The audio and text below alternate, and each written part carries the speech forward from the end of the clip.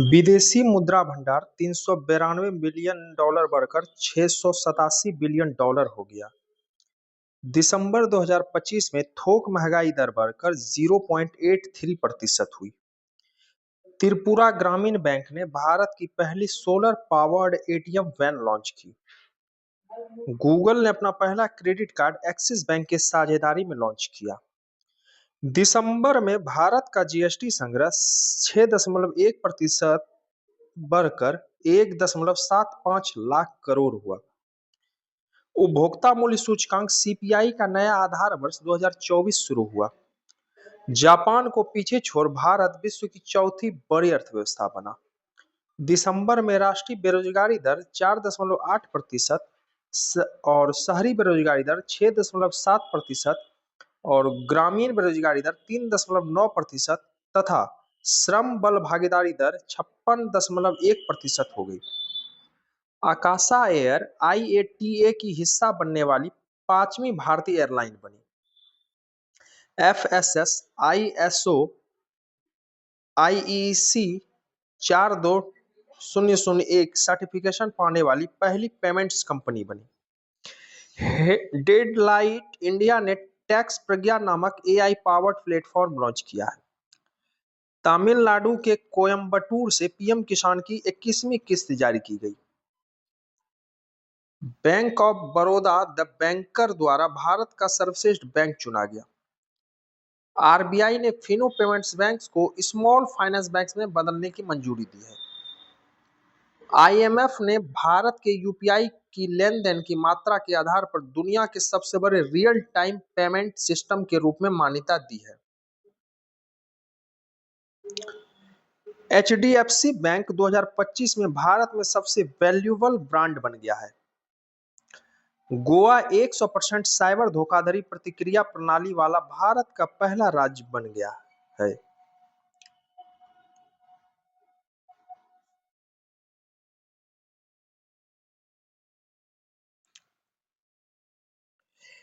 Tesla ने मुंबई के Bandra Kurla complex में पहला शोरूम खोला है। टेस्ला ने मुंबई के बांद्रा कुर्ला कॉम्प्लेक्स में पहला शोरूम खोला। केंद्र सरकार ने पीएफ खाता धारकों के लिए ऑटो सेटलमेंट सीमा बढ़ाकर 5 लाख रुपये किया है। ग्लोबल फाइनेंस मैगजीन द्वारा एसबीआई को 2025 का विश्व का सबसे सर्वश्रेष्ठ उपभोक्ता बैंक घोषित किया गया है।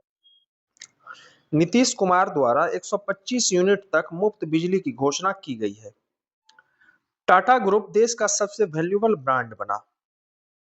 डूल्स भारत की पहली पेट फूड यूनिकॉर्न बनी। फ्लिपकार्ट आरबीआई से एनबीएफसी लाइसेंस पाने वाला पहला ई कॉमर्स प्लेटफॉर्म बना। इंडिया पोस्ट पेमेंट बैंक ने डिजिटल भुगतान पुरस्कार 2024-25 जीता।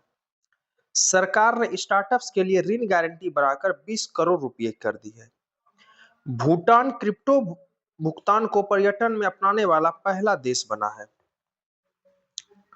भारत दुनिया का तीसरा सबसे बड़ा वाहन निर्माता बना है। रेज रफे ने टर्बो यूपीआई प्लाइंग लॉन्च किया है। प्लाइगन बैंक ऑफ महाराष्ट्र ने ट्रेन में भारत का पहला एटीएम लगाया है। भारत विश्व का दूसरा सबसे बड़ा चाय निर्यातक बन गया है। संघाई शहर एशिया के अरबपतियों की राजधानी बन गया है।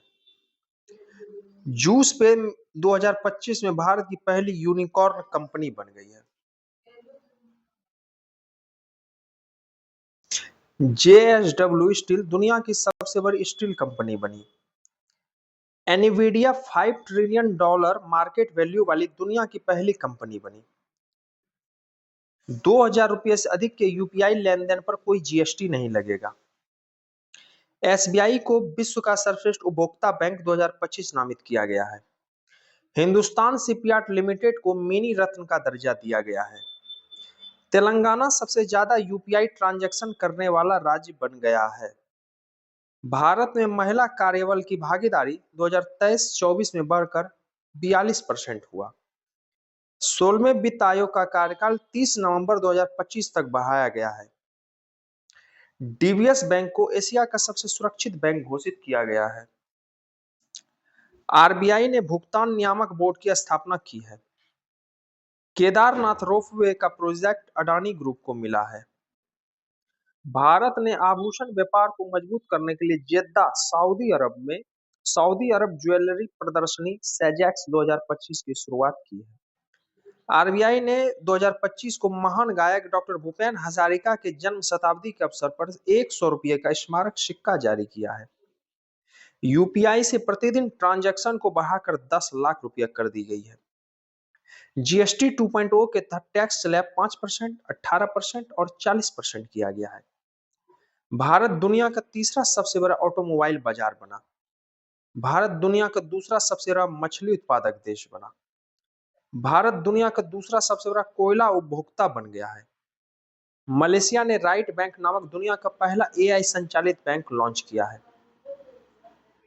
एसबीआई ने वैकल्पिक बैंकिंग के लिए ग्राहक मित्र तैनात किया है। एसबीआई ने नई दरों के साथ अमृत वृष्टि एफडी योजना को पुनर्जीवित किया है। अमेरिका चौथे साल में भारत का सबसे बड़ा व्यापारिक साझेदार बना रहा। केंद्र सरकार ने सांसदों के वेतन और पेंशन में 24% बढ़ोतरी की है। बैंक ऑफ बड़ौदा ने महिलाओं के लिए global women NRE and NRO savings account launch किया है। डीएमआरसी ने ब्लू डार्ट के साथ शहरी माल ढुलाई सेवा शुरू की है। आरबीआई सेंट्रल बैंकिंग द्वारा डिजिटल परिवर्तन पुरस्कार से सम्मानित किया गया है। आईआरसीटीसी और आईआरएफएससी 25वें और 26वें नवरत्न कंपनी बन गई। आईआरसीटीसी 25वां और आईआरएफएससी 26वां। बिमटेक ने डिजिटल करेंसी बिमकॉइन की शुरुआत की है। भारत 2027 तक उच्च आय वाला देश बनेगा। भारतीय रिजर्व बैंक ने आरबीआई डाटा ऐप लॉन्च किया है। एलआईसी ने वन मैन ऑफिस ऑनलाइन शुरुआत सेवा की है शुरू। आईडीएफसी फर्स्ट बैंक ने अमिताभ बच्चन का डिजिटल अवतार लॉन्च किया है। टाटा एआईए इंश्योरेंस ने शुभ मुहूर्त नामक जीवन बीमा समाधान लॉन्च किया है। एसबीआई ने वित्तीय समावेशन को बढ़ावा देने के लिए हर घर लखपति और एबीआई पेट्रॉन्स योजना शुरू की है। मैक्स लाइफ ने अपना नाम बदलकर एक्सिस मैक्स लाइफ इंश्योरेंस कर दिया है।